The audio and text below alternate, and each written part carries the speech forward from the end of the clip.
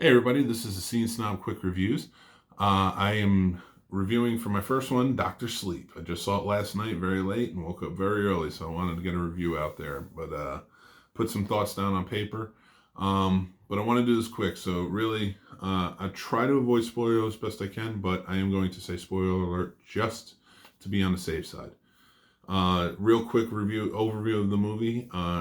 It is a follow up to The Shining. Very much so the movie as much as they say the book. I would say more so the movie. Um, it follows Danny Torrance and his life after the events of what happened at the Overlook and what he's had to deal with, and eventually having to mentor another girl who has the Shining, who is very powerful, and comes under notice from this group of like gypsy type vampires that have the Shining as well, but they eat the Shining from other kids. Um, so that's the type of vampire they are. They steal the Shining from other kids, and it gives them a source of power and immortality. So it all culminates into the end at the Overlook Hotel. So we do get a payoff there. I definitely say check it out, especially if you're a fan of the movie. Now, just some thoughts I had of the movie. Stunning visuals. It's gorgeous. If you watched House on was it Haunting on Hill House, which is also Mike Flanagan's, or Gerald's Game, or really anything that's Mike Flanagan's. This is his style, and it works. He does some beautiful shots that match up nicely to Kubrick's shots in the original, in The Shining. But I think he was, he really paid tribute to The Shining, and you could tell he was a fan. The acting is amazing. Ewan McGregor is brilliant. Um, he carries this movie perfectly. Rebecca Ferguson is terrific. I lost her name and I didn't even write it down, but the little girl who played Abra was fantastic. Sorry for that, losing her name, but she was fantastic. She did a terrific job, and she played well off of Rebecca Ferguson, especially. They had some great showdowns, especially using the Shining power in the movie. It was fantastic. And she was terrific with Ewan McGregor. So everybody was great in it. Every actor was great in it. You saw a lot of faces of Mike Flanagan's from the past. Like you had Bruce Greenwood was in it. I don't know his name, but if you saw Gerald's Game, the figure, the space cowboy, if you will, from Gerald's Game, or the dark figure, I should say, was he was in it. He played one of the vampires. There a few people popped up all over, so it was definitely cool to see. I definitely love this movie. The first two acts, which do not that just cover Danny's life is the first act. Then Danny becoming a mentor to Abra and taking care of her and turning things around and trying to save her from the True Knot, which are the evil vampires, evil shining vampires, I should say. They do a beautiful job with it. And then they get to the third act, which is the Overlook Hotel. They have to go back to it. They pay off of fan service. They give Danny some closure. You get to see Jack. You get to see him deal with all of these ghosts. And it doesn't take away from the story that is going on. They use the Overlook really well in this. I did love it. I thought this was a great movie. It is not, Shining to me is the best movie of all time. When I was younger, I never understood it and I didn't like it. I just thought it was a dumb movie. But as I got older, I realized more and more what The Shining was. And to me, it is the scariest movie of all time.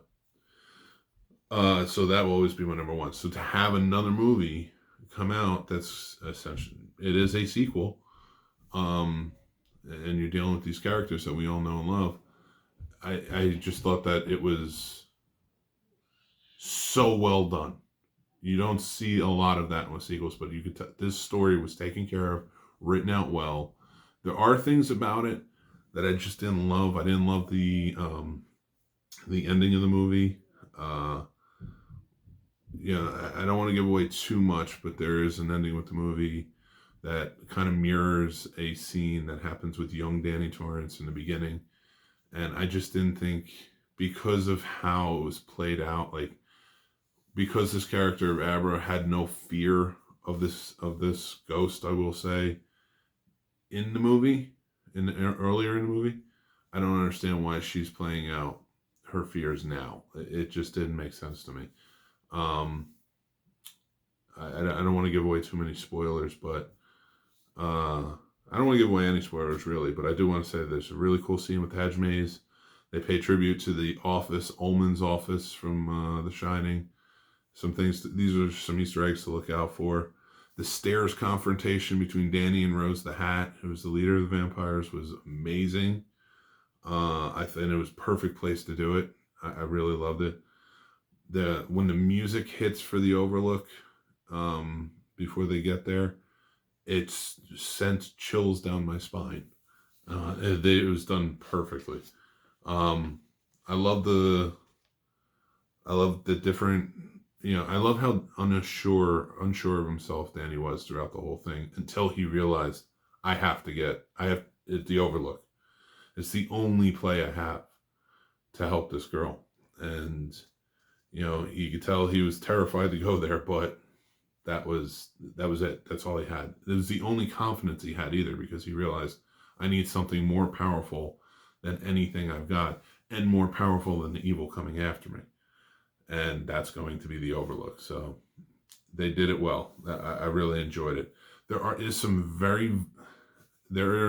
some violent scenes towards kids in this that really kind of mess with me. They mess with me anyway. It might mess with you as well. Maybe more so because I'm a parent. That's why I felt it. I don't know. But there's a child who dies of neglect on Danny's part in the beginning, and it's a tough one. That's a tough one. But then there's another scene. I'll just call it the baseball kid scene. It's very hard to watch, and it's a very hard death scene to watch. But if you're a Stephen King fan, it makes sense. And it would happen, because violence towards children, that does happen in his books, and is prevalent in his movies. But I will say this: both of those things are important to the story, and I think when something like that is important to the story, then it makes sense that it's there, and that it should be there, and that it shouldn't be covered up.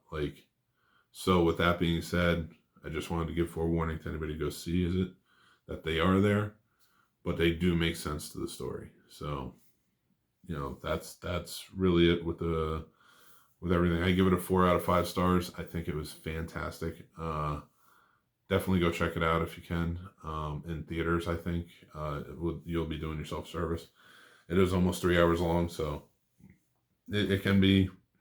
It's not a tough sit, though. I will say it's not a tough sit. A lot goes on in the movie. Keeps you going.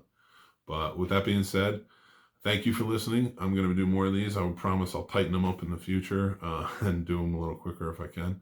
And but sitting in on my first one, let me know what you think. Put it down in the comments. Let me know what you think about the movie. I like to hear other points of view. Maybe it will change my mind. Or just create a discussion. Or maybe I'll learn something new. I love that. So leave comments. Let me know what you think. Follow me on. We'll go to thescenesnobs.com. That's where we have all of our podcasts and written reviews. So check it out. We have the Scene Snobs podcast, A Marriage Like That podcast, and 20-minute wrestling podcast right now, and we have more to come. So please go check them out at thescenesnobs.com, like I said. And you can follow us on at the Scene Snob on Twitter and Instagram. And you can follow or jump on the Facebook page, the Scene Snobs Facebook page, and subscribe, please. Give me some subscribes here on YouTube, video world.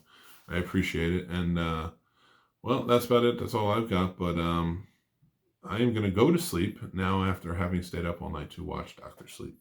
Thanks again, and I will see you at the next review.